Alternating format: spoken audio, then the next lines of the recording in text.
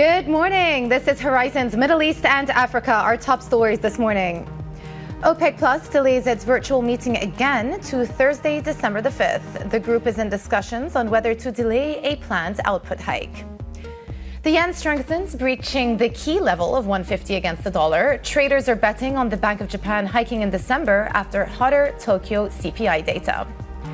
Plus, going Greek. Investors have their guard up with political chaos in France, sending its borrowing costs to almost the same level as crisis-scarred Greece for the first time ever. Well, it's just gone 8 a.m. across the Emirates. I'm Joanna Versace in Dubai. From wherever you're watching, good morning, good evening, happy Thanksgiving. Thank you for joining our show today. Final day, trading day of the week. And it's been a shortened trading week because of the holiday yesterday. But things are gearing back into motion again. And there's the screen for S&P futures. We're back above 6,000. We closed briefly below it yesterday. But for the week, we're tracking gains of more than 1%. So still another strong week for the U.S. stock market. Brent also very much in focus. Once again, we're talking about OPEC. Well, the decision was supposed to be made this upcoming Sunday, but yesterday we found out that the meeting, OPEC Plus meeting, will be delayed by a couple of days as well to December the 5th. That's next Thursday. We'll talk more about that on the show, but you can see that we are seeing some stabilization come through in that space, around $73 for Brent. Dollar yen also in focus this morning. We got better than expected, or hotter than expected, I should say, inflation data coming out of Tokyo that is raising the bar now, or raising people's expectations of what the Bank of Japan are going to do come December. There are a big chunk of the analyst community are expecting the Bank of Japan to actually go for a rate hike at the upcoming meeting. So that is giving a little bit of love to the yen this morning. 150 is where we're at.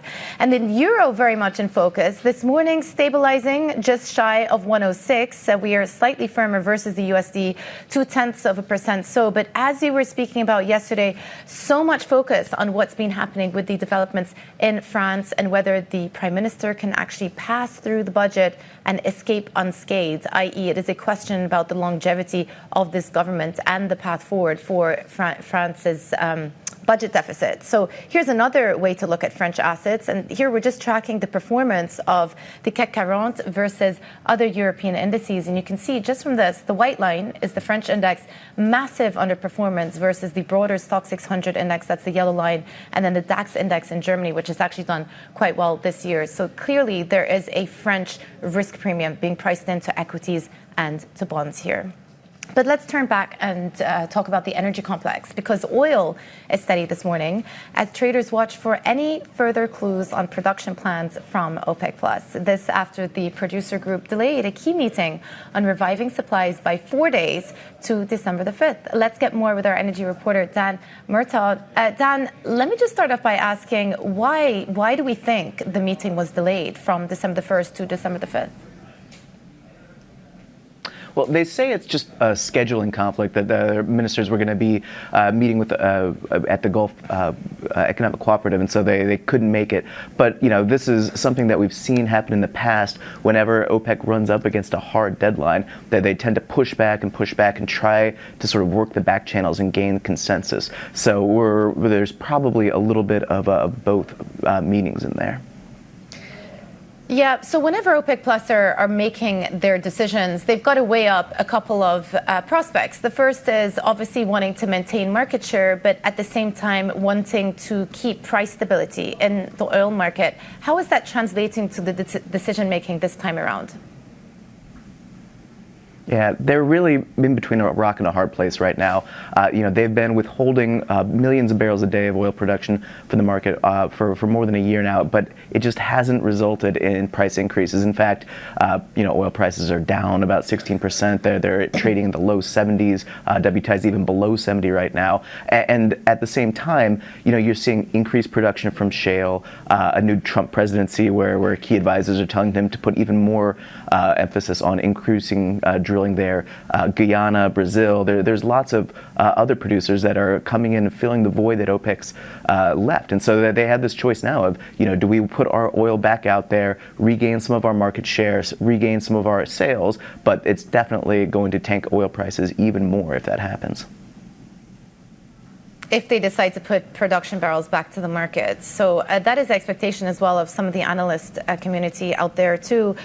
In terms of demand though, what are the latest demand signals telling us? There was some weakness coming through from China, but what is the data telling us right now?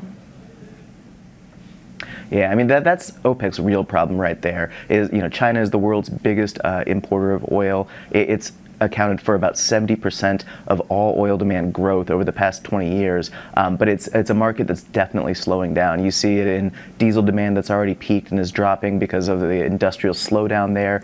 Gasoline demand now is also starting to go into a pretty sharp decline because there's been such a boom in electric vehicle production. We're now seeing companies like CNPC and Sinopec talking about gasoline demand going down 4%, 5% a year starting this year. And so this driver of global oil demand growth is now kind of disappearing. And, OPEC is kind of left flat-footed. They were caught off guard by how quickly the Chinese market turned. And so, they're looking at other markets, India, some other emerging markets for growth. But without China there's not going to be that big bulwark that's going to help, ballast global oil demand growth. Yeah. Okay, well, we'll leave it there. Thank you for walking us through some of the drivers to the downside for the oil complex. Bloomberg's Dan Martel. Still ahead, we'll get the global market outlook with Emirates NBD, with central banks and geopolitical risks in focus. This is Bloomberg.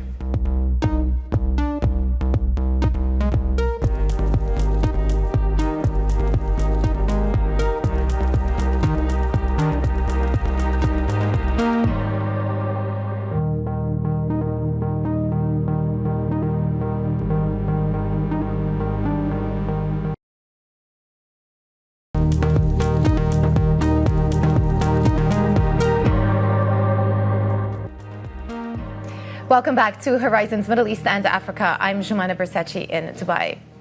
Let's check in on how markets in Asia are faring. We are seeing somewhat of a muted trading week in terms of it being a holiday week, a shortened week in the US, April. But walk us through what the handover has been from some of these Asian markets today. Well, Joanna, another day, another mixed bag in Asia's gate, right? You see Chinese stocks managing to clock some gains. This is because we see the F&B names among those driving the climb. Officials are said to have met to kind of figure out ways to boost consumption. We also have Meituan earnings that are out later today. But if you look at Japan, South Korea, stocks there are sliding for different reasons. South Korea, because the BOK's surprise cut is just shifting this focus on the slowing growth in the country. On the Nikkei, this is really the inverse relationship with the yen, and it's climbed past 150 against the greenback levels we haven't seen in a long while, and this is against the backdrop of the Tokyo CPI numbers that showed that pickup and came in hotter than expected on some fronts, and really reviving that debate about December's BOJ meeting, whether we're going to see a hike. And so far in the swaps market, it looks like traders are increasingly pricing in a hike from the BOJ. So that's what we're seeing that's driving markets in the region today, Jumana. Yeah, it seems to be about 50-50 from what I can tell looking at the next meeting. Actually, 15 basis points not priced in per WIRP. Very useful on the terminal. Avril Hong, thank you so much. Well, U.S. futures are in the green as investors prepare for cash trading to resume after the Thanksgiving holiday, ahead of a shortened trading day on U.S. markets this Friday. Let's bring in Satyajit Singh, head of fixed income strategy at Emirates NBD. And here we're showing a screen up of 10-year yields. We're sitting at around 4.24%. We actually have rallied quite a lot in 10-year U.S. yields over the course of the last week. What do you put that down to? I think market is adjusting to the new reality after the uncertainty before the elections. They are recalibrating their inflation and growth expectations for next year. What is interesting is that despite PC inflation being higher than expected, we did not see a jump in yields. Does that show us something? For us, I think next year is a story of two parts. In the first part, we might see a little bit of volatility in the yields till everyone understands the policy implementations. And after that, growth might trend a little bit lower when inflation being where they are. So we might see yields go a little down from. Do you think yields are placing more emphasis on the growth picture than the inflation picture right now? I think market is trying to decide. They're not yet sure whether to go on the unemployment side or on the inflation side. So next week's unemployment data becomes very, very important. Yeah. For me, the key figure there is the unemployment rate. If it ticks up, you will see yields go down from here. Yeah. As a fixed income investor, what are you doing? Where are you putting your money into right now? Are you cautious on yields at this point, or do you actually think the rally has legs short term? So for us, duration management is the most important parameter for fixed income investors. We are neutral duration at the moment. We increased our duration just after elections, and it has actually helped us quite a lot. For us, the key levels for the 10-year yield is 4.5% on the upper side and 3.8% on the downside. Above 4.5%, if we see an inflation scare, we see 10-year yields jumping, and if it goes below 3.8%, that means there is a recession scare. So for us, that's a trading range, and we will play according to that. How much of that is also going to be a reflection of where the neutral rate ends up and where the Fed end up with this rate cutting cycle? Because again, we talk about yield stabilizing, but equally a lot of the rate cuts that were priced into the market next year have been priced out. So isn't where we end up in yield term directly going to be a reflection of where the neutral rate is for this cycle, where they end up, the terminal rate is for this cycle, I should say, not neutral rates? I completely agree with that, but that's a moving target again, because we have seen Fed actually calibrating its message to the investors depending on where the data is incoming. They have recently turned hawkish. Powell has said that he is in no hurry to cut rates, and I think markets are adjusting to that. We see 3 rate cuts from here onwards, including probably a December rate cut. So that ends the 10-year yield somewhere around 4% for 2025. That'll be a fair value. How are you thinking about credit spreads here? Credit spreads are tight, obviously. Yeah. Is there scope for further narrowing? Now, credit spreads, I think they depend a lot on growth. We do not have any concern about investment grade spreads, actually, because we guess the supply will be lower next year compared to this year, but the demand will be there because all-in yields are still more than 5%. What we're concerned about is the weaker part of the credit spectrum, especially the triple Cs, where you'll have refinancing walls coming out.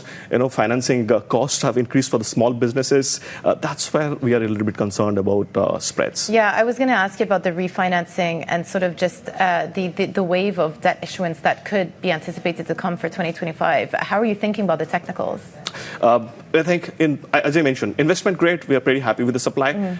We are concerned about the triple C rated entities. They have refinancing to do, and we have not seen a lot of triple C refinancing this year. But double B and B, I think it should be easy for them to refinance, especially if the liquidity conditions are where they are in the markets. And in this part of the world, what are you looking at? We just had the Saudi budget this week, trimming some spending, but still forecasting a deficit for next year, which means we're probably still going to get a whole bunch of debt issuance out of Saudi Arabia. How are you thinking about the opportunity set? If you look at GCC, this year we crossed $100 billion of issuance for the first time since 2020. And with Saudi obviously having a large chunk of that, I think the trend will remain similar next year. Saudi has been recently upgraded by Moody's. I think other rating agencies will follow suit. What is interesting is that for a AA- rated entity, the spreads that you get in the GREs of Saudi, I think they're pretty interesting for cautious investors. Oman is a crossover credit at the moment. It could be investment grade very soon across all rating agencies. So there we see a little bit of opportunity in the GREs of Oman. Especially we like the top bank subordinated debt that is being issued going down the capital structure. You pick up some yields. Also, on the high yield side, I think some real estate operators out of UAE actually make sense. Okay, interesting. But I can't let you go without asking you, how closely are you watching the fixed income developments in Europe, specifically in France? Because yields continue to shoot higher there. Again, these concerns about fragmentation in Europe have started being discussed. How much of a worry is that for you as a fixed income investor next year? We do not have a large exposure to Europe, but at the same moment, obviously, it's a market that actually affects a lot of other markets. For us, we keenly look at the spread between the German 10-year bonds and the 10-year OATs, French OATs, which have gone from 50 bips after the elections, now almost 90 bips, and have come down to 80 bips. And then, if you look at European government bonds and people who invest in them, there are better opportunities probably in Spain and Italy compared to France at the moment. Yeah. Okay. Well, that's a good place to leave it. And I'm sure, by the way, many people would agree with you how things have turned in the last 10 years. Satyajit Singh, head of fixed income strategy at Emirates NBD. Well, coming up, Lebanon's economy and trade minister hails the ceasefire agreement between Israel and Hezbollah after a war that Lebanon has paid a very heavy price for. Our exclusive interview with Amin Salam next. This is Bloomberg.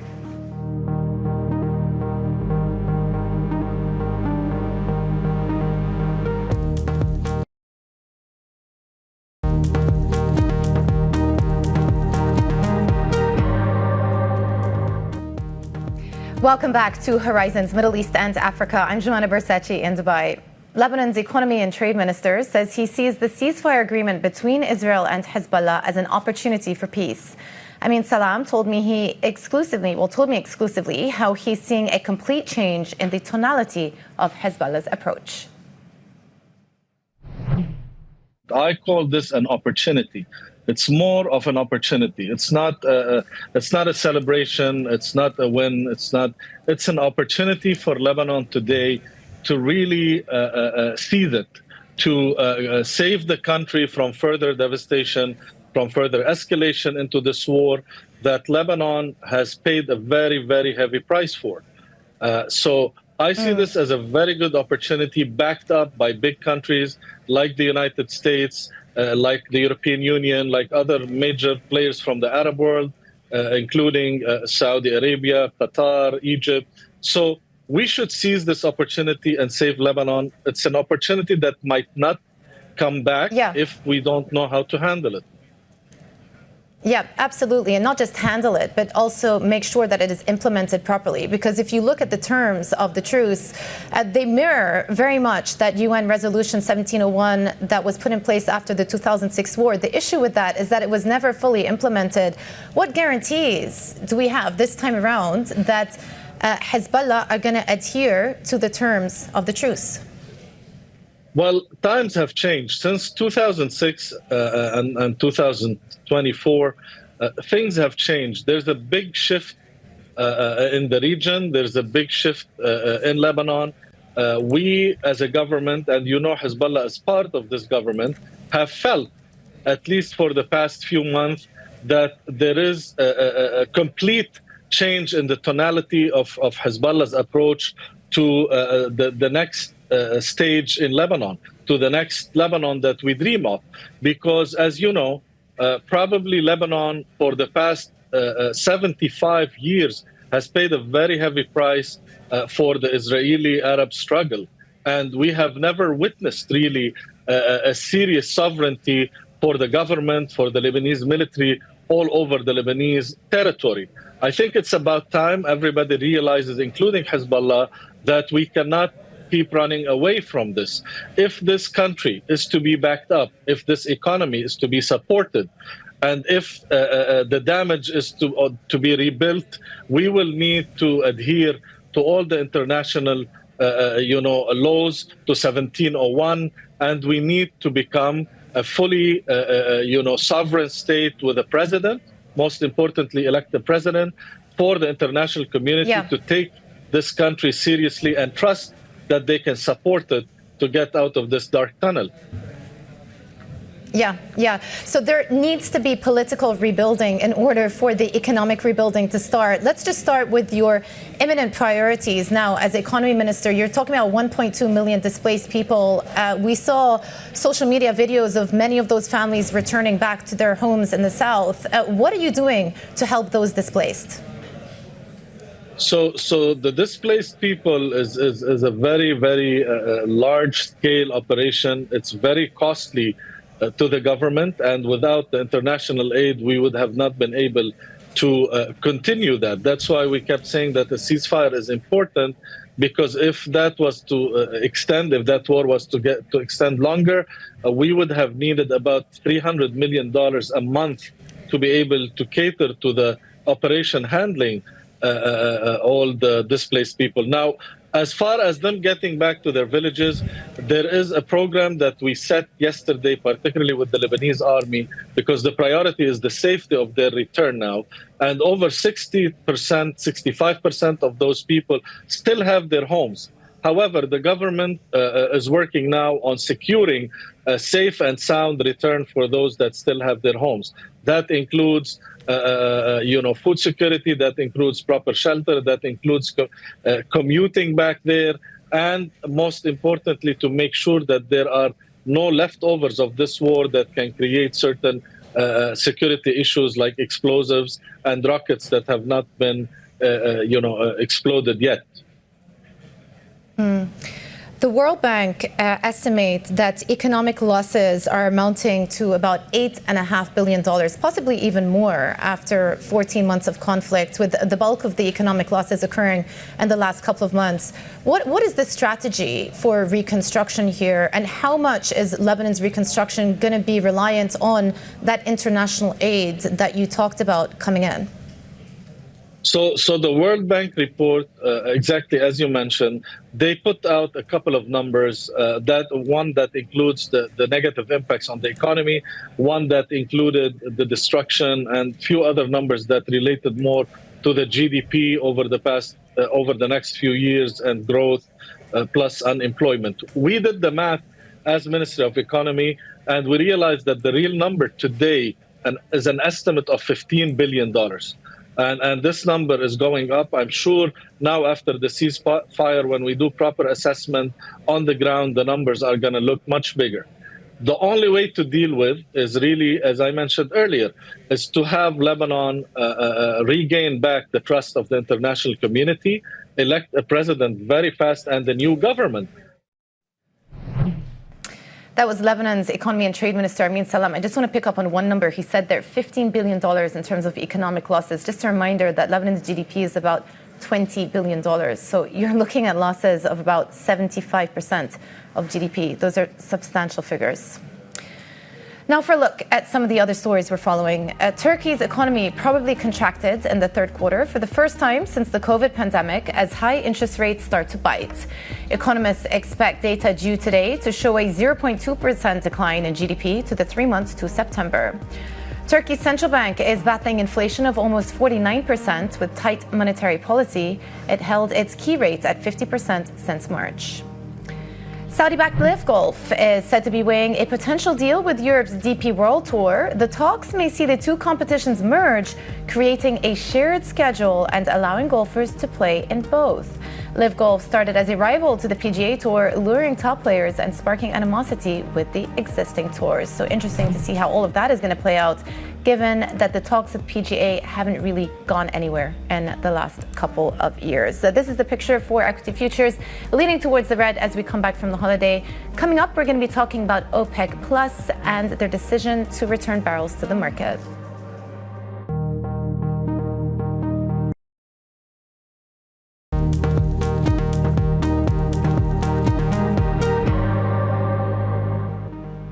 Good morning. This is Horizon's Middle East and Africa. Our top stories this morning. OPEC Plus delays its virtual meeting again to Thursday, December the 5th. The group is in discussions on whether to delay a planned output hike. The yen strengthens, breaching the key level of 150 against the dollar. Traders are betting on the Bank of Japan hiking in December after hotter Tokyo CPI data. Plus, the Gulf's first large-scale brewery, a Heineken joint venture, is set to produce beer in Dubai.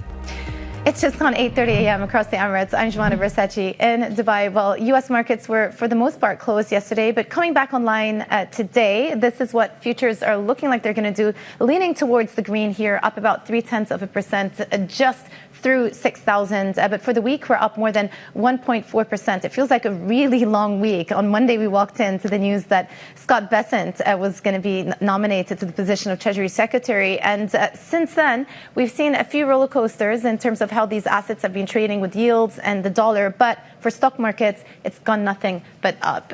Brent also in focus, as we spoke about, heading into that OPEC Plus meeting. A lot of downside pressure has emerged, but we seem to be stabilizing around these levels going into the meeting in a week's time, around $73 or just shy of $74. Again, some of the geopolitical risk premium also got taken out after the ceasefire deal was agreed to between Israel and Lebanon earlier this week. Dollar yen also in focus, and as you can see this morning, we're actually seeing some strength in the yen. So it is 1% firmer versus the USD. This after hotter than expected CPI data coming through, raising again expectations that the Bank of Japan may actually opt for a hike at the upcoming meeting. It's about 15 basis points priced in, so leaning towards a hike as far as the Bank of Japan is concerned. And then euro in focus as well. Today, firmer versus the USD. We're about 0.2% firmer, but again, euro also has seen a lot of downward pressure, namely on concerns about the European growth picture, but then also political concerns. What is happening in France has been on investors' minds. We've seen a widening of French credit French credit spreads versus Germany, in addition to an underperformance of the CAC 40 on equity markets. So all of that is being factored in to the euro. But let me just switch over and show you something that I thought was interesting vis-a-vis the USD, because for the past 8 weeks, the dollar, as you can see from there, has been on an upward trend. Remember, this move started into the elections. As the polls started moving in favor of Trump, you started to see the dollar trade, the Trump trade, so to speak, come through. And that continued after the elections. But this week, the dollar has actually declined 1% versus its counterparts. So that's something to bear in mind as well. Maybe we're coming to the end of this winning streak for the USD. All right, let's talk about equity markets again. Avril Hong is in our Singapore studio. Avril, a bit of a mixed handover from Asian markets today. Yeah, I mean, in terms of the region, mixed in the sense that China is up, Japan is down, but I thought I'd focus more on what we're seeing on the dollar-yen. As you said earlier, that we're seeing that climb, but note here, we are in the midst of thin liquidity because of the holiday, so it might not be wise to read so much into the moves. That being said, we did see the dollar-yen level of a 151.3 before the Tokyo CPI numbers came out, and look at where it's sitting right now. Tokyo CPI on the headline, as well as the core print, which is excluding fresh food, came in higher than expected and climbed and is above the Bank of Japan's target. And as you know, seeing inflation in the country is a prerequisite for the Bank of Japan to hike rates. And certainly if you look at pricing in the swaps market, it's not fully priced in of a December move just yet. It's about 60% chance that traders see December move. Let's also take a look at what we're seeing across assets in Japan, because as you know, the stronger yen tends to put pressure on stocks, and certainly that's what we're seeing today. And amid the expectations of a hike, Japanese bonds also coming under pressure, Jumana. Avril, thank you so much. Yes, a big focus on Japanese assets this morning. Well, oil is steady as well. This after OPEC Plus delayed a key meeting on reviving supplies to December the 5th, so just 4 days later. Our next guest says OPEC may put off returning supply to the market well into 2025. Let's speak to Yousef Alshammari, President of the London College of Energy Economics. Great to have you with us, sir. Let me start off by asking you what you think OPEC Plus are going to decide to do come Thursday. Good morning, Jumana, and I'm very pleased to speak to Bloomberg. Well, I think there's been some talks already about delaying the extension that we expected to see, because there was essentially a plan to bring back barrels this year in October, starting by 180,000 barrels, and that has been delayed until December, and then there's another delay until January. And I believe there is now the expectations that we see some talks that there's possibility of delaying that further down the line in 2025. So I wouldn't be surprised if they take that a little bit further, because there is a little bit of demand uncertainty, especially around the Chinese demand. There has been, as you may know, that the real estate crisis in China has weakened China's oil demand this year. Just last month, we see that the demand in China is about 270,000 barrels below their demand last year. But data are improving. So now, I believe just over the past month, the Chinese PMI has just went a little bit before the 50 level, and that shows that there is an improvement, especially around the stimulus level that the government is taking. Yeah. Yet now bringing that to OPEC policy. So I expect they could in fact decide to take that further into 2025, maybe around the Q2, and that could enable the whole group to see a bit of a clarity when it comes to bringing back these barrels when there is actually demand materializing. Sorry, so just to pick up on that, you don't think that they're going to be able to bring barrels back to the market until Q2? Did I understand that correctly? Well, they have of course they have the full freedom to bring back these barrels in January, but here there's two complexity issues. The first one is demand is uncertain, and two, the compliance continues to be below the expectations. Yeah. Just last month, according to S&P, Iraq has overproduced by about 250,000 barrels, and in fact the whole OPEC 9 countries, the 9 member countries of OPEC with a quota, they're overproducing by about 350,000 barrels. So if they decide to bring back these barrels, definitely that will have a negative impact. So that could take prices well below $70.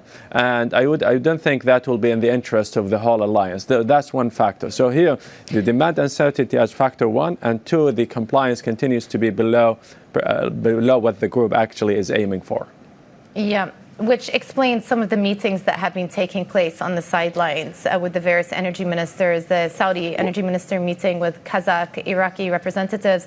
I do just want to ask you, though, because you mentioned $70, what level of oil do you think OPEC Plus producers are comfortable with right now? Is it 70? Well, I don't think it's 70 is the best price that the group will be comfortable with, but I believe under the current economic conditions, because as you just mentioned, the China is not as good as it used to be before the COVID-19 pandemic.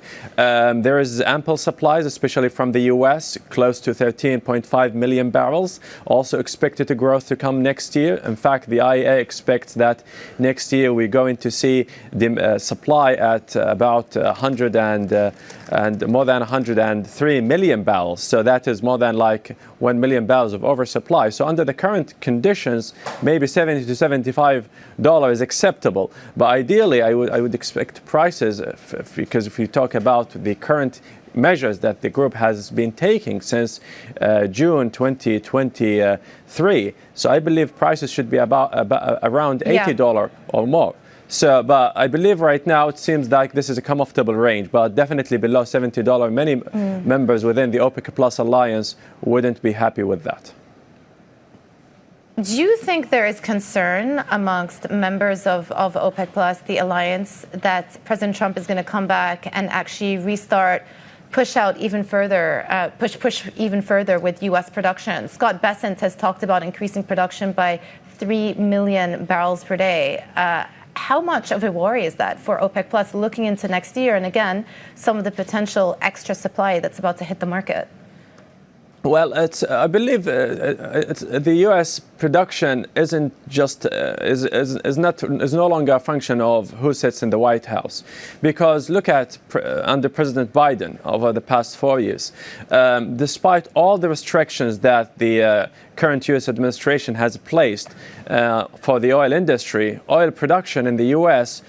Increased to unprecedented levels compared to any other former president, hitting 13.5 million barrels due to enhancement in efficiency and reduction in cost, despite that the number of rigs hasn't increased much. So I believe under President-elect Trump, I don't think the production will just be a function of the policies that the president will place, but I do think that he will be advocate in terms of protecting the jobs, protecting the industry as a whole, and reducing the impact of the so-called net zero impact on future oil demand. So long term, in terms of the long-term demand for oil, I believe it's going to be stronger under President Trump. But in terms of growth in demand, I think that will be totally independent. I do think that production in the U.S. will grow, maybe 1 million barrels, according to last forecast by the IEA. But that wouldn't be much of a concern for OPEC, because they already see growth in demand despite the rise in supplies from the U.S. Interesting. Yeah, that's a good place to leave it. Yousef, thank you so much for getting up early for us. Yousef Alshammari, the president of London College of Energy Economics. Thank you so much. Now, Australia's government has passed a controversial new law banning under-16s from social media. It's one of the toughest crackdowns yet on platforms, including Facebook and TikTok, as governments around the global world seek ways to protect children from harmful content online. Australian government reporter Ben Westcott joins us now from Canberra. Ben, this ban has lots of critics. Many people are actually lauding the efforts put through by the Australian government. How did the debate actually play out in Parliament?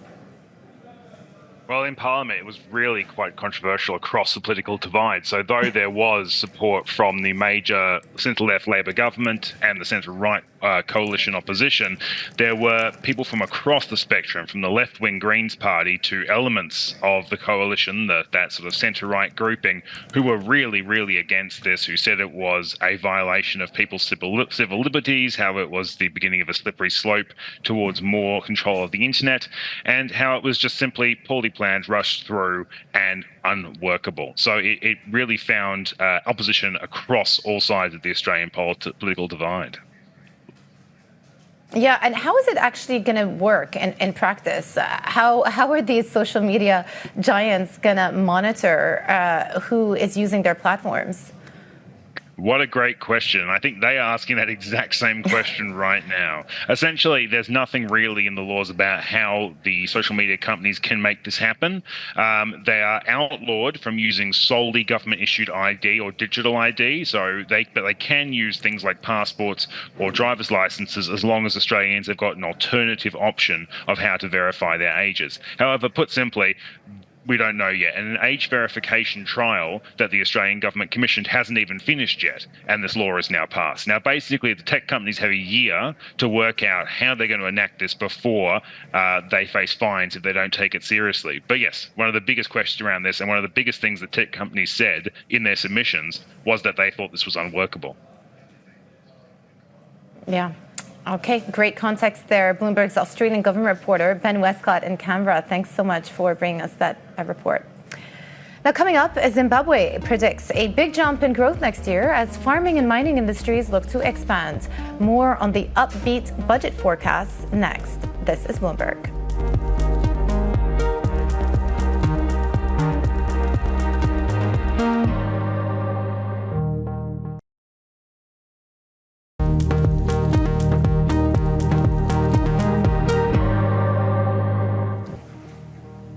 Welcome back to Horizons Middle East and Africa. I'm Jumana Versace in Dubai. Zimbabwe's government expects economic growth to rebound strongly next year as the country recovers from drought and farm output improves. The finance ministers presented a budget that sees GDP expanding 6% in 2025, up from 2% this year. For more, Bloomberg's Ondiro Ganga joins us now. Ondiro, talk to us about the budget. They seem to be pretty optimistic about the state of the economy and how growth is going to pan out next year. How does this budget actually play into the government's effort to turn the economy around? Morning, Jumana. So we are seeing the government aiming at mobilizing revenue by expanding the tax base. The budget is proposing mandatory registration of corporate and personal income tax, and several sectors are going to be affected, including mining, where companies will not be allowed to process their permits if they've not registered. We're also likely to see the informal sector roped in, where they will be expected to register with the Revenue Authority, transact through a point-of-sale machine, and also keep track of all the transactions that they do. And to enforce compliance, there'll be a crackdown on entities that have not registered, temporarily shutting them down until they are there, and also entities that will be taking loans above 20,000 USD yearly basis will be required to register for corporate income tax. There are also glimmers of hope here and there, with the government expecting improved availability of electricity. Zimbabweans were subjected to up to 19 hours of blackout in May due to load shedding that was attributed to aging infrastructure, things like the inability to produce enough and also low water levels. So expectations of rainfall is likely to boost production of electricity and inject some vibrancy into these sectors. We're also likely to see some form of austerity measures. There'll be a freeze on international trips that need to be funded by government. Local workshops will also be frozen, and fuel coupons will be cut by 50% to ensure that the government frees up revenue to go into critical sectors. And I can see from the budget announcement yesterday that the finance ministry is forecasting 6% growth next year, and in a global economy where 3% would be an achievement, 6% really stands out. What are the main sectors that the Zimbabwean finance ministry is confident will grow the fastest?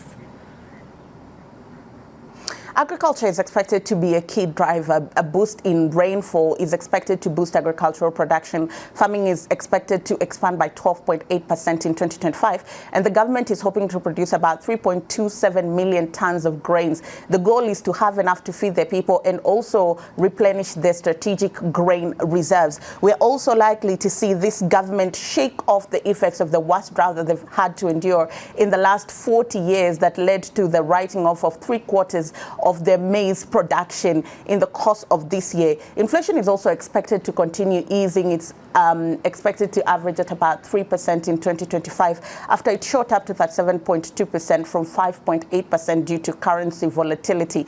The currency also had its best run, gained 13% against the dollar due to a tight monetary policy stance by the central bank and also devaluation of the currency by 43%. Bloomberg's Ndira Ganga in Kigali, thank you so much for bringing us the latest on Zimbabwe. Now, coming up, the Gulf region is to get a Heineken brewery. We'll have the details on plans to produce popular beer brands right here in Dubai. That's coming up next. This is Bloomberg.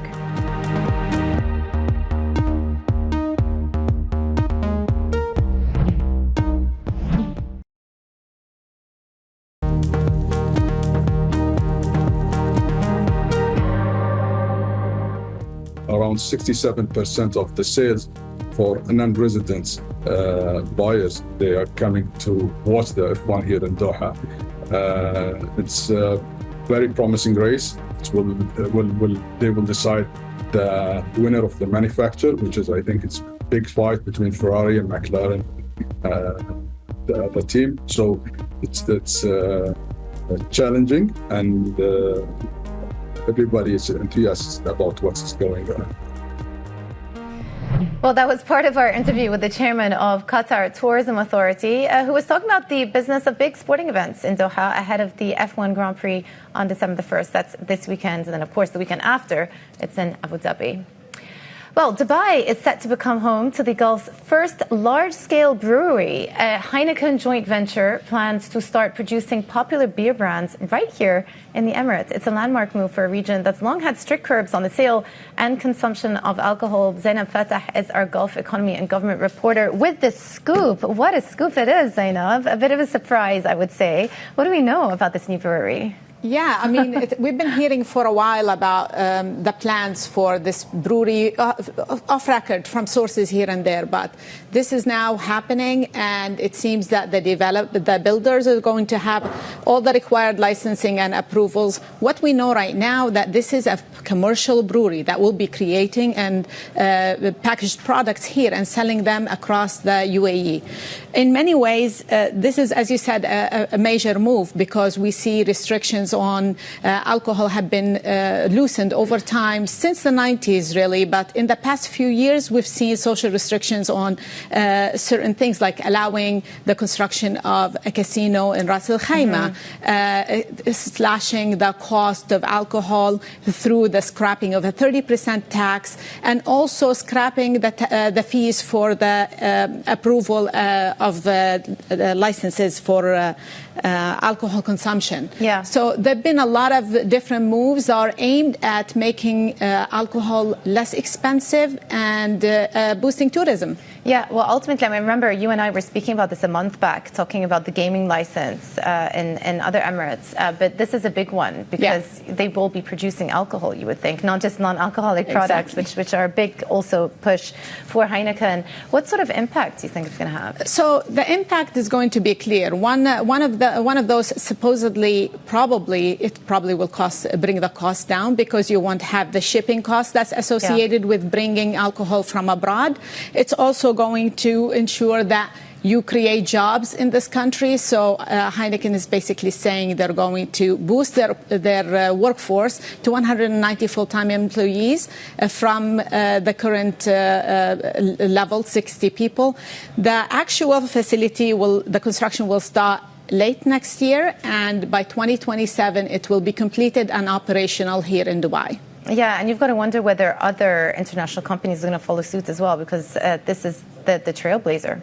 Absolutely. I mean, it's the first, and it's the first not just in Dubai, it's the first in the entire Gulf. We don't actually have breweries. This is a whole new industry that's coming in, and it's interesting because most of the Gulf, you are able to consume alcohol except for Kuwait and Saudi Arabia. But in Qatar and other countries, despite the fact that you could consume alcohol, you haven't seen any production of it there. Yeah, it's certainly an economic opportunity that they're taking advantage of.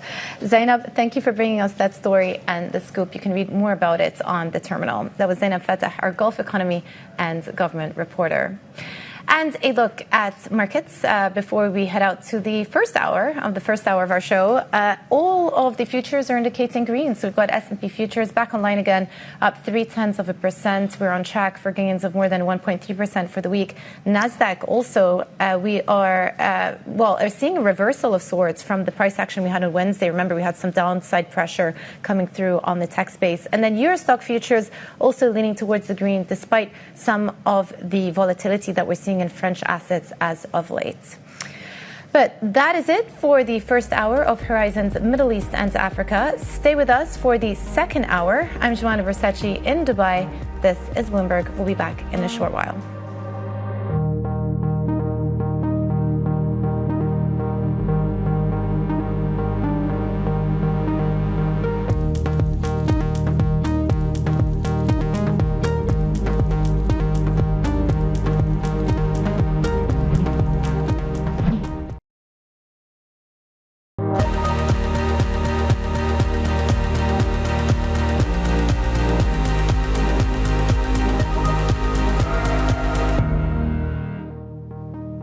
Good morning. This is Horizons Middle East and Africa. Our top stories this morning. OPEC Plus delays its virtual meeting to Thursday, December the 5th. The group is in discussions on whether to hold back a planned output hike. The yen strengthens, breaching the key level of 150 against the dollar. Traders are betting on the Bank of Japan hiking in December after hotter Tokyo CPI data. Plus, going Greek, investors have their guard up with political chaos in France, sending its borrowing costs to almost the same level as crisis-scarred Greece for the first time ever. Well, good morning again, everybody. It's just gone 9 a.m. across the Emirates. I'm Joanna Versace in Dubai. Welcome to the second hour of Horizons Middle East and Africa. And for our U.S. viewers, if you're still up, happy Thanksgiving. And of course, markets are coming back online again. So this is the picture for futures leaning towards the green today, up 0.3%. Even NASDAQ futures not shown here, but also leaning towards the green as well, despite that pullback that we had Wednesday afternoon. Remember, there were some concerns around Microsoft and the FDA investigation there, alongside HP and Dell dragging down the NASDAQ. But the turnaround in sentiment is pretty stark. So by the end of the week now, we're tracking gains of more than 1% for the S&P. Brent also in focus. We are stabilizing here around these levels, just shy of $74 in Brent. News that OPEC Plus have delayed their meeting by a couple of days. They're moving from December the 1st to December the 4th. A technical move, many people are saying, but still, it does speak to some of the problems or the decision-making, the extent of the decision-making that has to be taken at this upcoming meeting, given some of the pressures and downward pressures that are emerging in the energy complex. Dollar yen in focus too, and here you can see that the yen is actually strengthening versus the USD today. We're about 1% firmer. Stronger than expected CPI inflation data is raising expectations of the Bank of Japan hiking at the next meeting. There's about 15 basis points priced in for December. And then euro also in focus, gaining ground versus the USD today. So USD actually on the back foot versus majors, but euro also in the firing line, given some of the concerns around the European growth outlook and what's been going on in France. And speaking of France, let's just take a look at how the French stock market has performed year to date versus other of its European peers. A pretty stark underperformance. That's the white line. So the CAC 40 is down about 5% year to date versus, say, the Stock 600 up 5%. And then the DAX actually, surprisingly, has done pretty well so far, is up around 13% year to date. But this really tells you that in France, there is an idiosyncratic story at play, and you can see that marked underperformance started around the time of those European elections in the middle of the summer. So something to bear in mind. Okay, let's switch on and talk about how markets in Asia are faring. Avril Hong is in our Singapore studio. I spoke a little bit about the yen, but give us more details about what's driving these markets. Yeah, it's those inflation numbers out of Japan, right? Because the Tokyo CPI, of course, is a leading nationwide indicator, and inflation is only what the BOJ wants to see in order to hike rates. So against the backdrop of those expectations, they were seeing the yen gain, the Nikkei is down, but I also wanted to talk about what we're seeing in Chinese shares. They're back from the lunch break, and we're seeing them more or less hanging on to the gains of the morning session. And this is amid optimism of a softer trade stance from China. China will extend tariff waivers for some U.S. goods. We're also seeing a lot of rumors going around social media, the speculation of stimulus. So the CSI 300 could clock gains on the last trading day of the week and, buck the trend a little in the region. Jumana. Avril, thank you so much. That was Avril Hong in Singapore. Well, oil is steady this morning as traders watch for any further clues on production plans from OPEC+. This after the producer group delayed a key meeting on reviving supplies by 4 days to December the 5th. Let's get more with our Asia oil trading energy reporter, Yongchan Chen. Yongchan, talk us through some of the factors that the OPEC group are going to be taking into consideration when they actually do meet virtually on Thursday the 5th. Yeah, hi. So it's definitely, OPEC Plus, the upcoming OPEC Plus meeting is definitely of a huge focus for oil traders going into the next week. I think OPEC Plus is facing a bit of a dilemma, as it were. It's kind of a caught between a rock and a hard place. On the one hand, is it going to have to release more supply because it wants to kind of capture back more market share from producers like the US, Brazil, Guyana, that have all been wanting to produce more, that have been producing more crude. But on the other hand, if it wants to hold back supply and kind of support oil prices, sure, it's going to do, oil is going to be supported and it's going to help their balance sheets, but then they're going to continue ceding more market share. And that's kind of a big problem that OPEC is facing at the moment, especially with President Trump about to take office and kind of encouraging, more production out of the U.S. So if it does nothing, the U.S. is going to produce even more oil. So that's kind of the big dilemma that the group is facing at the moment.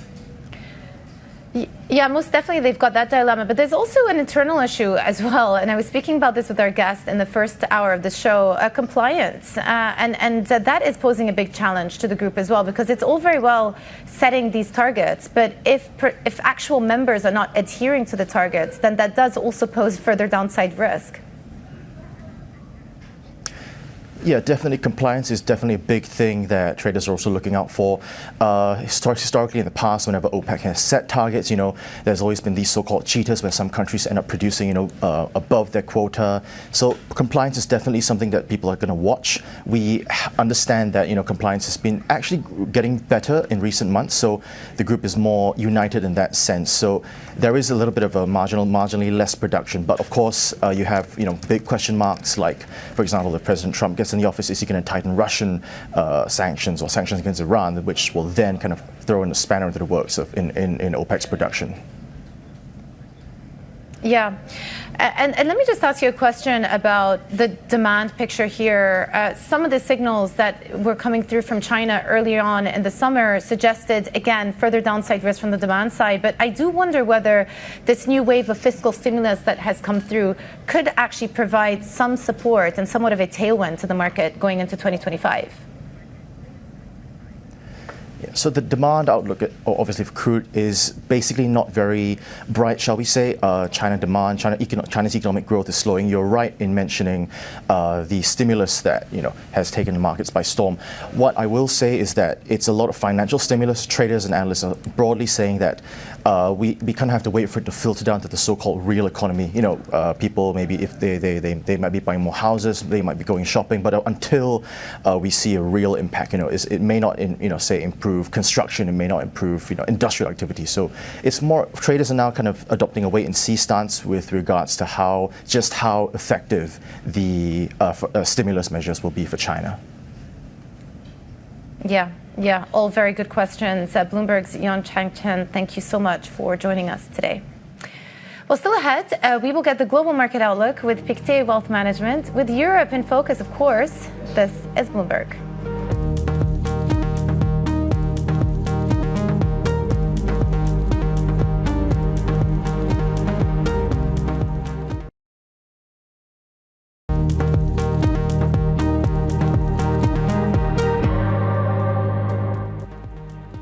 Welcome back to Horizons Middle East and Africa. I'm Joanna Versace in Dubai.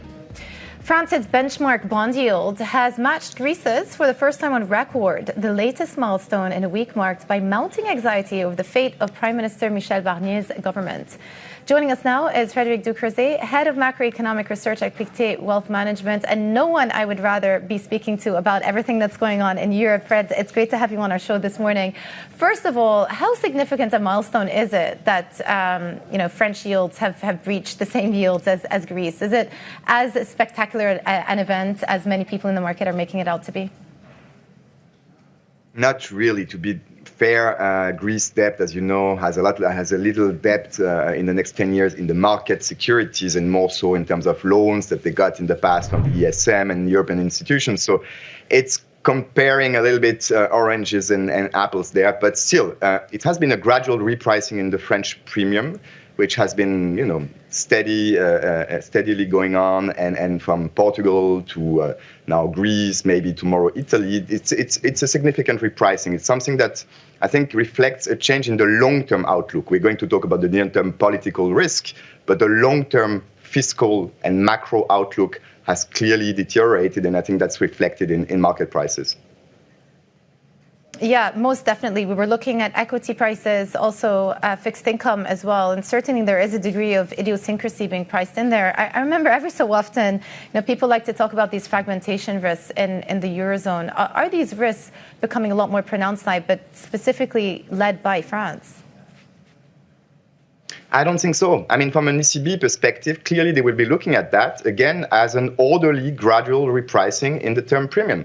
And it's not something that is affecting all countries that are enjoying stronger growth, higher fiscal primary surpluses, like in the periphery. They are enjoying more stability in the bond market as well. So this is something healthy in a way, even though that's very unfortunate and painful for France in that case. Yeah.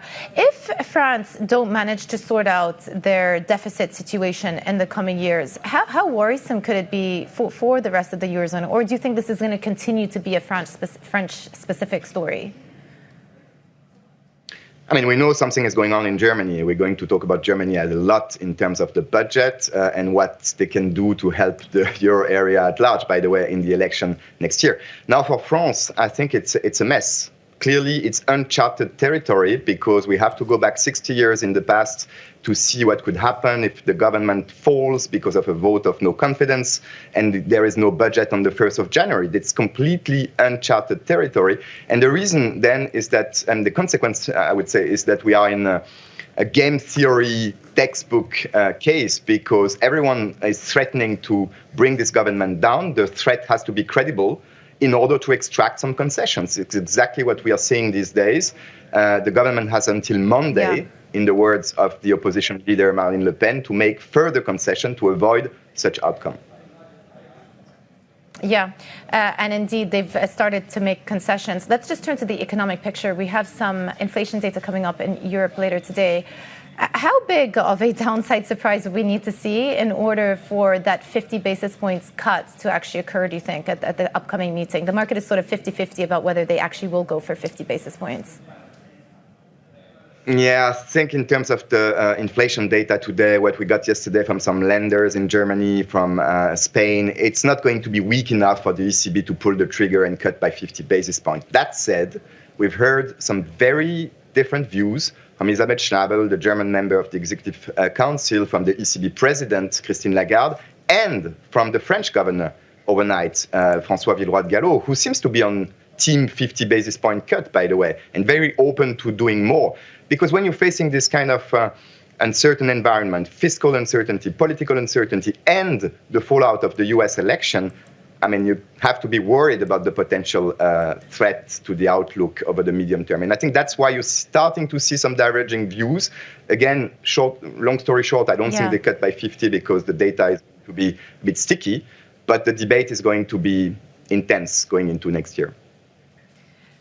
Yeah, most definitely. And what analysts have been telling me is that for Europe, countering whatever the U.S. decide to do via fiscal policy is going to be difficult because of numerous issues that we were just talking about right now, in addition to some of the political stalemates in many of these large European countries. And therefore, it's going to be up to the ECB to actually lead the charge there with monetary easing as opposed to fiscal easing that could come out of the Eurozone. Are you of the same view as well? It's not going to be a silver bullet when you have structural problems in the German industry, when you have structural problems with the French budget. It's not monetary policy that's going to fix that. I agree with Isabel Schnabel, the view that it's not going to be monetary policy as the ultimate fix to this situation, and it will depend on what the US does. On the other hand, you have to react to that. You have to try and support the recovery. Otherwise, I think there is a risk of an undershoot of inflation over the longer term. That's going to be the debate at the ECB. If you face a supply shock, are you worried about today's situation and the immediate inflation shock that you're facing? Or are you worried about the long-term outlook? That's going to be the debate. And I think a last risk that they should avoid is to resort to the currency, to the weaker euro. That's not going to fix the situation either, in my view.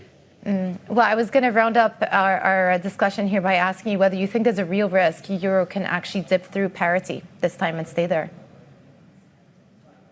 Yes, and not only because of the euro side of the equation, but also because on the other side, let's not forget that we are looking at a unique situation in the US of exceptionalism, of America first policies, of US dollar strength in a structural way as well. So there is a risk of overshoot in terms of dollar strength. I think parity is possible, but I repeat, it's not going to be a silver bullet to fix Europe's problem, in my view. Yeah. Okay. Well, we'll leave it there. I wish we could leave it on a happier note, but it means that we'll have to bring you back on again soon to discuss. Frederik Ducrozet, Head of Macroeconomic Research at Pictet Wealth Management. Thank you.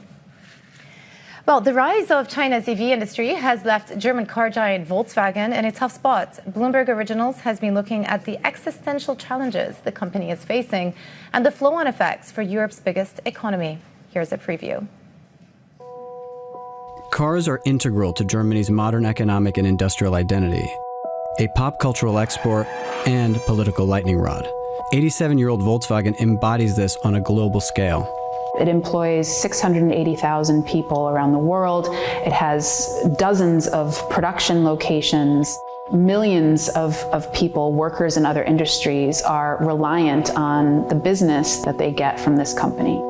It owns several household names. Some of those households are very wealthy indeed, while others descend from VW's principal demographic. There was a big celebration in Germany to mark the 1 millionth people's car since the war. The whole idea of the people's car was that every individual in the country would be able to afford one. Decades later, in 2023, VW's portfolio generated 320 billion euros in sales, equivalent to about 7.5% of Germany's entire GDP from that year. Well, subscribers can watch the full documentary on the terminal or at Bloomberg.com right now. And it will be up later on the Bloomberg Originals YouTube channel, so you can watch it there too. Well, coming up, Zimbabwe predicts a big jump in growth next year as farming and mining industries bounce back. More on the upbeat budget forecasts next. This is Bloomberg.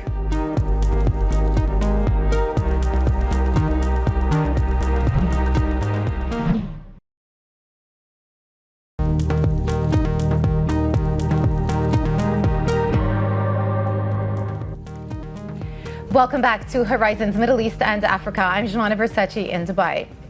Zimbabwe's government expects economic growth to rebound strongly next year as the country recovers from drought and farm output improves. The finance ministers presented a budget that sees GDP expanding 6% in 2025, up from 2% this year.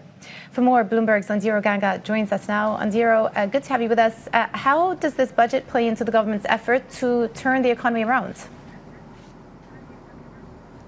Good morning, Jumana. So the government will be seeking to mobilize revenue through expansion of the tax base, and the budget is proposing mandatory registration of corporate and personal income tax. And we're likely to see several sectors affected, including mining, where companies will not be allowed to process their permits if they've not registered. Also, businesses will be required to register with the Revenue Authority, transact through a point-of-sale machine, and keep track of all their transactions. And to ensure and enforce compliance, there'll be a crackdown on businesses and even temporary shutdown until they register register. And also entities will not be allowed loans of above 20,000 USD if they've not registered for corporate income tax. We're likely to see glimmers of hope here and there. According to the government, they're expecting improved availability of electricity. Earlier on in the year, in May, Zimbabweans were subjected to up to 19 hours of darkness due to load shedding attributed to things like aging infrastructure, low production capacity, and also low rainfall. So more rainfall means more production of electricity, and this will go a long way in helping key sectors like mining, agriculture, and manufacturing. The biggest winners of this budget, health and education, getting the lion's share, but also there'll be spending cuts in things like international trips, local workshops, and reducing food coupons by about 50%. Yeah. Well, earlier on, we were talking about the upbeat growth forecast for next year, forecasting growth of around 6%. What is the outlook for specific sectors in the Zimbabwean economy?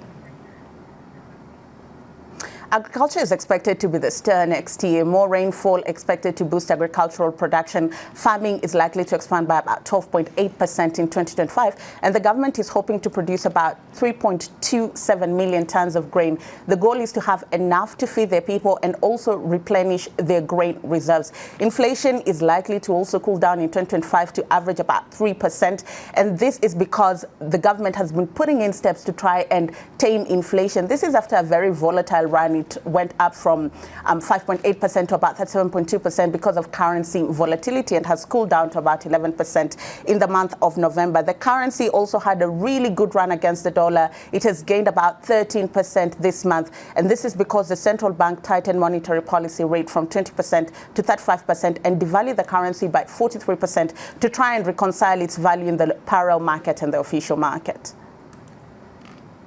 Yeah, well, the hope, of course, is that they'll be able to unlock further funding. It's not just about growth, but also funding for the economy, too. Bloomberg's Ndiro Ganga in Kigali, thank you so much. Now for a look at some of the other stories we're following today.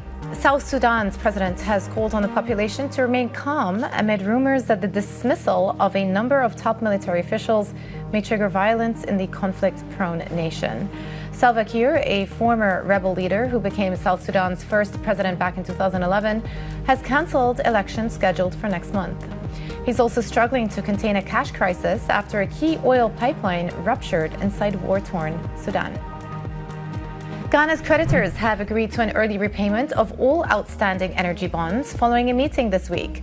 The debt was sold by a special purpose vehicle created in 2017, with the proceeds used to pay arrears in the energy sector.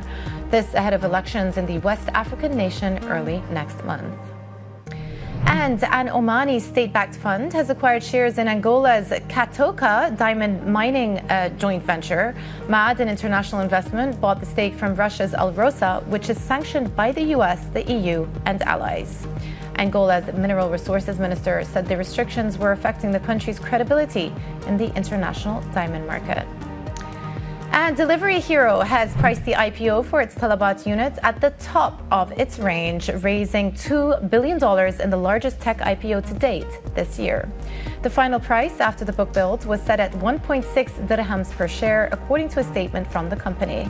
The IPO implies a valuation of around $10.2 billion for the Middle Eastern business, with shares expected to start trading in Dubai on December the 10th. So the books have finally closed now at the total value market cap of $10.2 billion. So a very large IPO.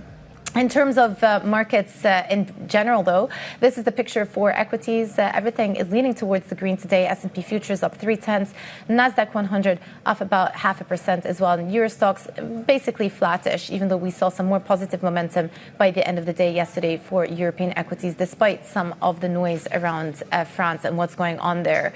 In terms of oil, though, also very much in focus today as we get closer to that OPEC Plus meeting. It has been pushed back by a couple of days now to December 4th, but Brent is holding in at around $73. We are up 0.1%. We've got crude just sitting below at $70 here, WTI at around $69, but also slightly firmer on the day.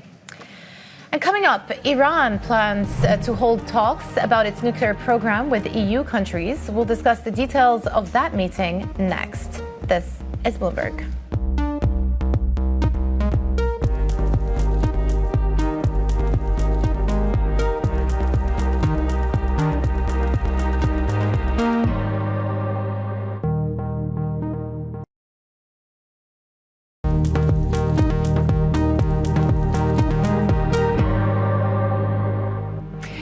Good morning again. This is Horizon's Middle East and Africa, our top stories this morning.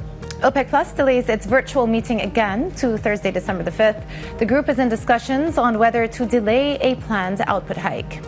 The yen strengthens, reaching the key level of 150 against the dollar. Traders are betting on the Bank of Japan hiking in December after hotter Tokyo CPI data.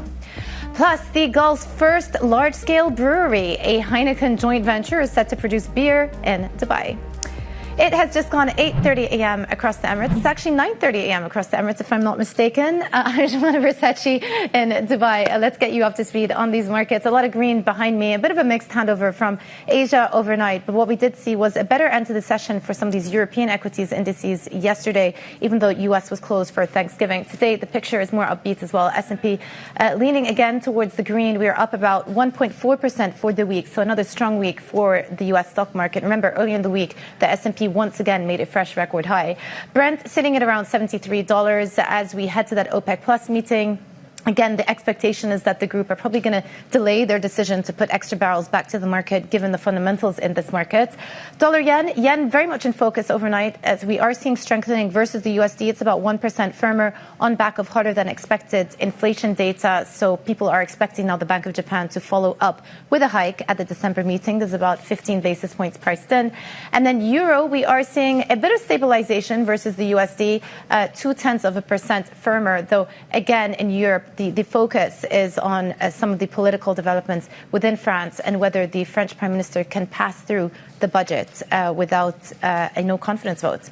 But switching over, I just want to point out what we were saying about the USD, because today the greenback is trading on the back foot, as we spoke about, versus the euro and the yen. But this is interesting because into and out of the U.S. elections, people were putting on this so-called Trump trade and positioning for a stronger dollar. That has done really well in the last 8 weeks. The dollar has been on an 8-week win streak, but this week, we are set for declines. So the BBDXY index is actually tracking losses of about 1% over the last couple of days. So maybe some of this strong momentum is coming to a pause, is what our terminal is talking about, terminal chart is talking about. Okay, let's move on and talk about some of the markets in Asia as well. Avril is in our Singapore studio. Avril.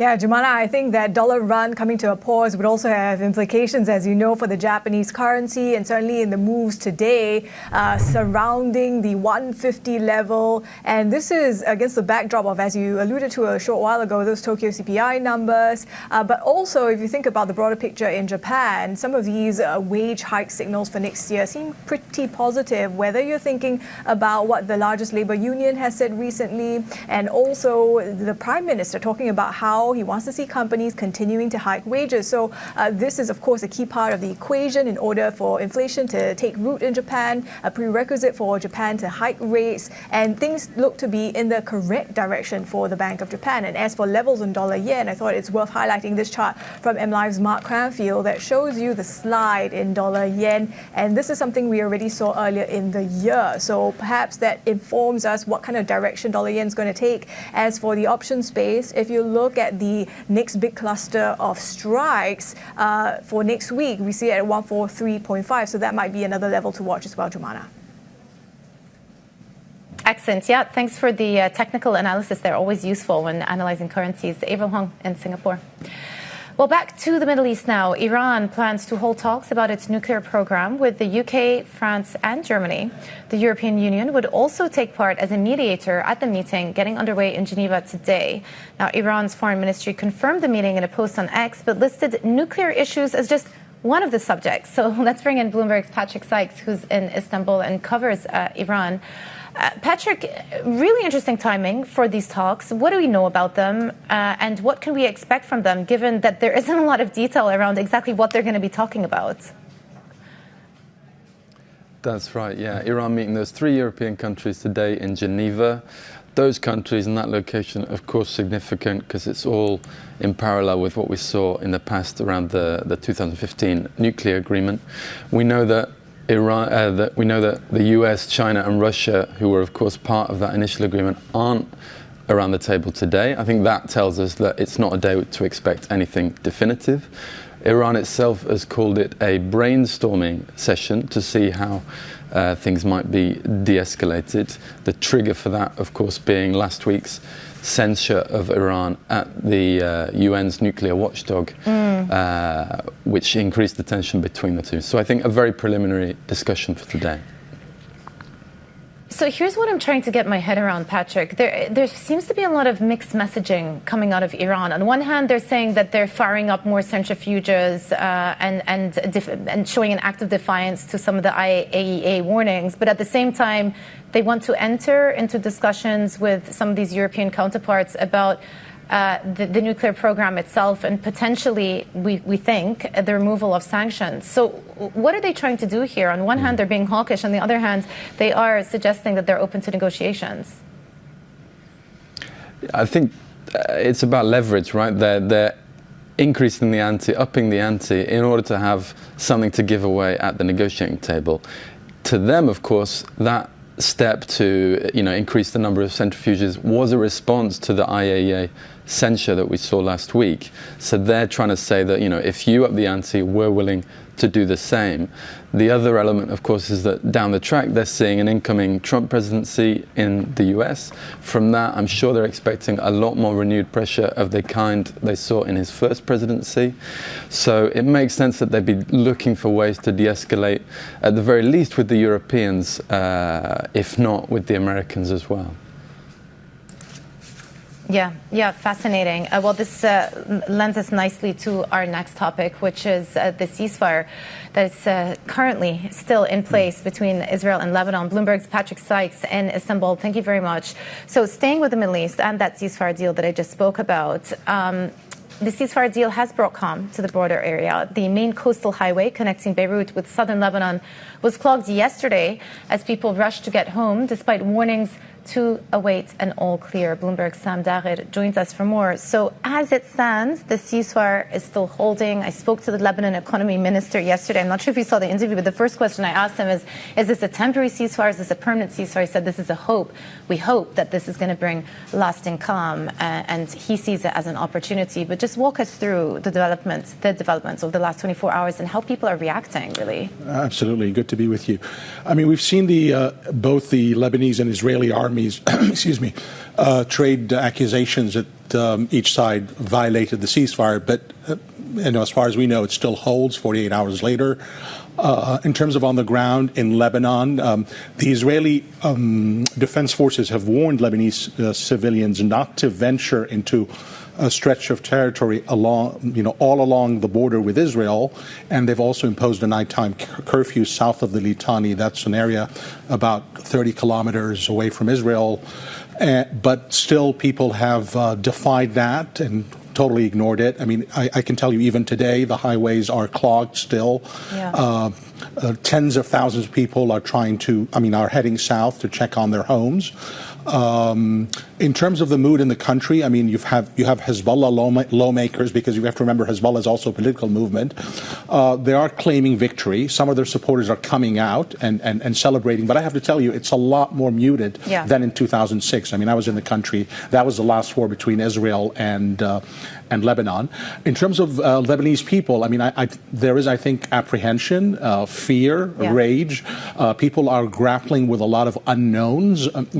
What's going to happen to Hezbollah's weapons north of the Litani River, because the ceasefire agreement only addresses south of the Litani, says, that area should be free of Hezbollah. People are also thinking, like, who's going to rebuild everything that's been destroyed, particularly when Gulf countries like Saudi Arabia say they're not going to put a penny into the country unless, there's complete sovereignty. Obviously. And that's what I brought up with the economy minister yesterday. I said the economic losses are so huge, and he actually said in the interview yesterday that he estimates, their own estimates, $15 billion worth of damage. And what people don't appreciate is Lebanon's GDP is actually $20 billion. You're talking about 75% of the GDP in terms of economic losses, and already the country was on its knees. So big questions about how the reconstruction efforts are going to start. But look, I want to tie it back to the conversation I was having with Patrick vis-a-vis Iran, because it's all related, right? Absolutely. And we heard from Israeli Prime Minister Netanyahu, and he was saying that now they can set their sights on Iran. He knows that the Trump administration is coming back in, and they are very hawkish on Iran as well. How do these negotiations that are going on in Europe and Iran's posturing vis-a-vis now wanting to engage in negotiations and dialogue, how should we interpret that? Is this in direct reaction to what's been happening right now on the border with Lebanon? I mean, I can tell you past the rhetoric. I mean, we have to go beyond the rhetoric. Obviously, the rhetoric that we hear from Iran, from Hezbollah, and the so-called axis of resistance, that this is victory. But I can assure you, I mean, Iran is completely committed to the ceasefire in Lebanon. It actually wants this ceasefire. This ceasefire would not have happened if Iran was not on board. Yeah. I mean, let's remember that. But I think, obviously, Iran now is bracing itself for what comes next. I mean, if Trump comes in and hits it with maximum pressure, obviously, it's going to be a completely different ballgame as far as Iran is concerned. But if things are move differently for Iran when Trump comes in, then obviously I think Iran, for now, would be committed to de-escalation all across the region, not just in Lebanon. Yeah. Well, I mean, that sort of reconfirms the view that they are now on the back foot after the many blows that their proxies around the region have sustained. Sam, great to chat to you. Thank you so much for coming on our show. Bloomberg's Sam Daher. Well, coming up, we're going to take you to Norway, which is on the cusp of being the world's first all-EV car market. Today's big take next. This is Bloomberg.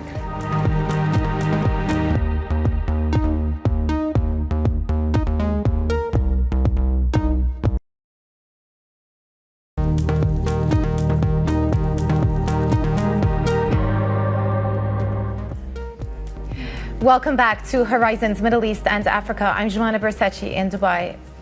Norway is on the cusp of completing a transition away from combustion engine cars thanks to targeted incentives that make EVs an easy choice.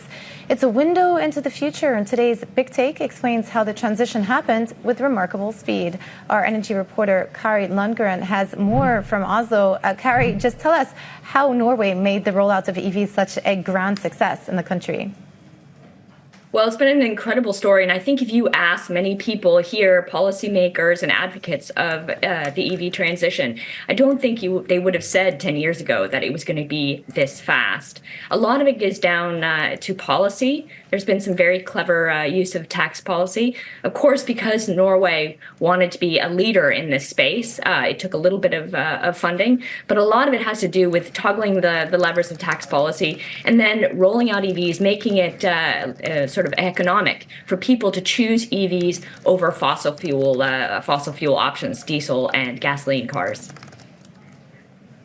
Yeah, well, Norway hopes to have 100% EVs by next year. Very ambitious target. How likely is it that they actually get there? I think you will see months next year when there are 100% EV sales in certain parts of the country. We are incredibly close. Of course, I talked to the head of the EV Association, and she's really eager that that Norway meets that target. You talk to a company like Toyota, and who still sells quite a few hybrids, and they will say, well, if somebody wants to buy a fossil fuel engine, we don't want to make that impossible for them. But really, you have a lot of people that love the cars that they're driving. The whole framework around EVs here, the charging infrastructure, it is incredibly easy to drive EVs. I took a road trip myself up to a small valley north of Oslo, where the number of EVs on the road is actually much smaller than in the capital of Oslo, where 40% of the cars on the road are EVs. And even up there, it's funny, you see people talking about sort of charging infrastructure and worrying about running out of battery in the middle of the woods and things like that. But then it wouldn't be too long before people started to say that it would be an option for the next car they chose. Yeah, interesting. Also, interesting chart we have up here showing that Tesla is the top-selling brand in Norway. But look, Norway has a couple of things going for it. It's a rich country. It's also a small country. And when you talk about some of these infrastructure hurdles that other countries seem to suffer from around the world, it's less of an issue there. How much does Norway itself serve as a template for the rest of the world?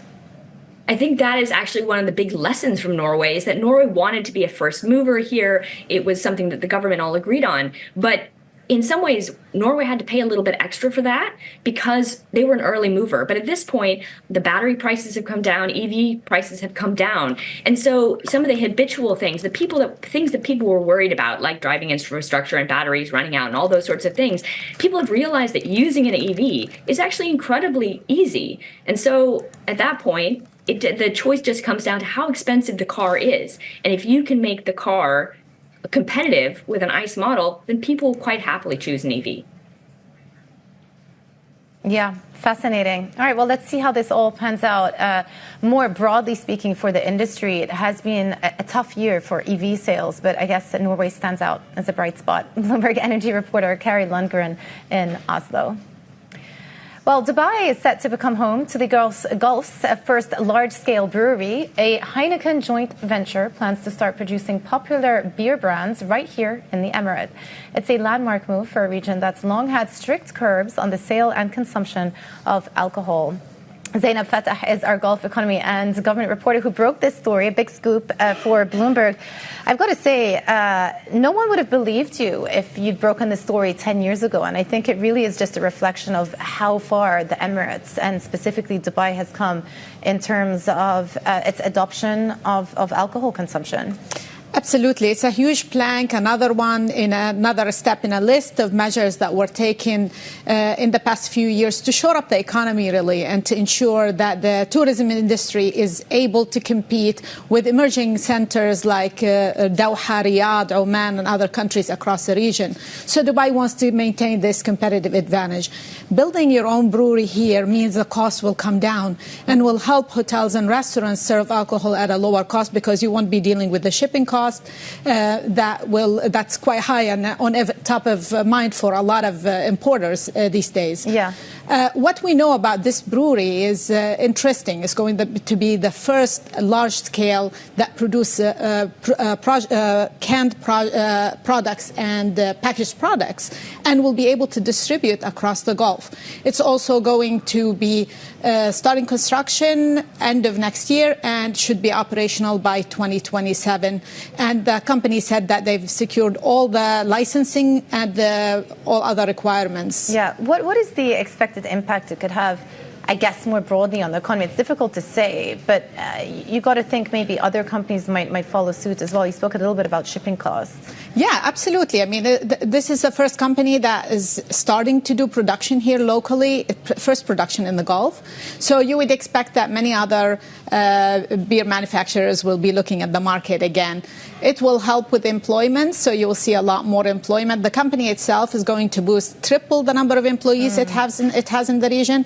And for a country that depends on tourism, where we see around 17 million tourists last year, we saw around 17 million in Dubai. We expect 6 million this year in Abu Dhabi. There is a lot of effort into ensuring that this flow continues, reducing the cost continues. But another major point for us here also, think about the fact that you are going to be building and importing and being friendly to the environment. So reducing the cost means lower carbon footprint. Yeah, also another important consideration. Zainab, thank you so much for bringing us that story. Zainab Fatah, our Gulf economy and government reporter, and you can read the full story up on the terminal. Coming up, we will be looking at how markets are positioned for the resumption of cash trading after the Thanksgiving holiday in the U.S. and the turmoil in France. This is Bloomberg.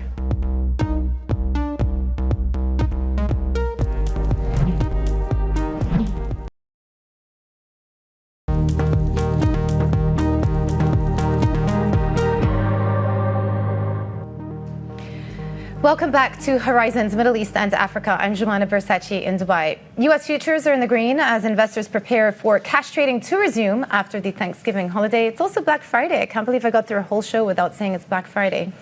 Anyway, meanwhile, the political turmoil in France is weighing on the nation's stocks and bonds. So let's digest all the market action with Bloomberg MLive currency and rate strategist Van Ram. Well, it's been quite a wild ride for French assets ever since the European elections in the summer. A lot of idiosyncratic risk is being priced into some of the assets here. If you look at equities where the bonds are trading, what is your view from the market's perspective as to where we go from here?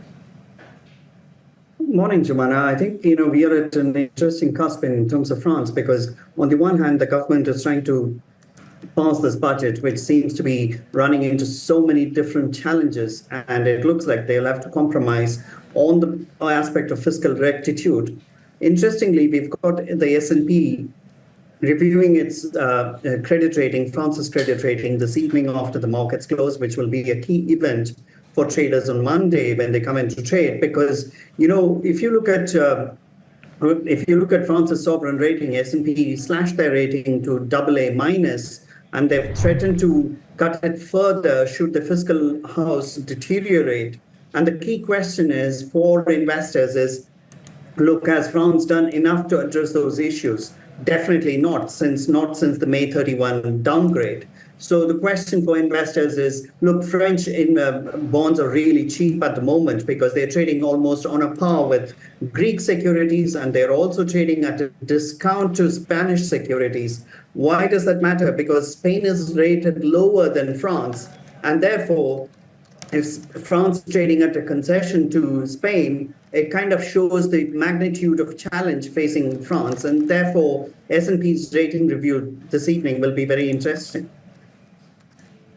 Yeah, that's certainly something to watch. And also whether Barnier does actually end up making more concessions to the other political parties.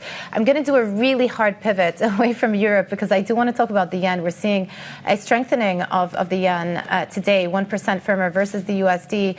Do you think that the Bank of Japan are actually going to go for a hike come December? Well, it's hard to read the tea leaves on the Bank of Japan, Jumana, because, the governor has been flip-flopping.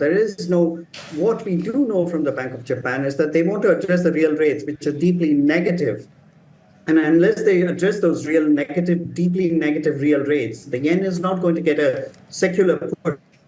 Of course, it's up 1% today, but it needs more than that, because if you look at the real rate differentials between the US and Japan, it's deeply in favor of the US dollar, which is why the yen is having a hard time making a comeback, making a sustained comeback. And the Bank of Japan will have to address that, which means that we need successive rate hikes from Japan for the yen to go higher. And that's not quite what we see yet. The markets are thinking there's a 60% chance of the Bank of Japan hiking rates in December, but we haven't heard anything with as much conviction from Ueda yet. Yeah, and then there's a big question of intervention levels. I was speaking to a Nomura strategist a few weeks ago, and he said that he doesn't see that happening until maybe 156 and beyond, and we're not there anymore. Always good to chat to you, Bloomberg M-Live currency and rate strategist Ven Ram. Thank you so much for joining our show. Well, Ven, giving us just a few indicators of what to watch out for, including the rating agency's decision on France. So that's going to be a big driver as well. This is the picture for futures. All of the futures are leaning towards the green, with the exception of the Euro Stoxx futures, which are basically flat. That was our show, Horizons Middle East and Africa. I'm Jumana Versace in Dubai. Stay with us for Daybreak Europe.